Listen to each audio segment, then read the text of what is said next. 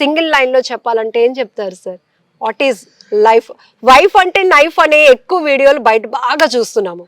మీరేం చెప్తారు? నేను బిగినింగ్ లో వైఫ్ ఇస్ లైఫ్ అని అనుకునేవాడిని అండి. Before my marriage, just after my marriage I started telling అరే వైఫ్ ఇస్ లైఫ్ అనుకునేవాడిని.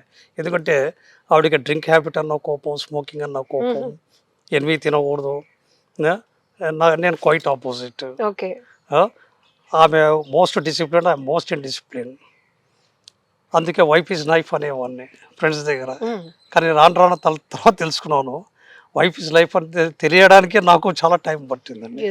But at the same time జర్నీలో ఆ రియలైజేషన్ అనేది లేకపోతే ఎప్పటికీ మీరు మేడం ని నైఫ్ గానే చూసేవాళ్ళేమో.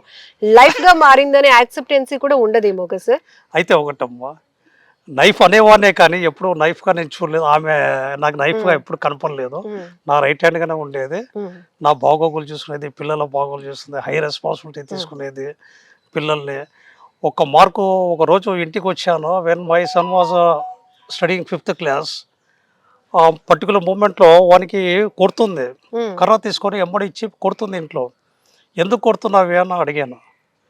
1 మార్క్ తక్కువ అయినందుకు కొడుతుంది. 99 మార్క్స్ వచ్చాయి, 1 మార్క్ తక్కువ వచ్చిందని.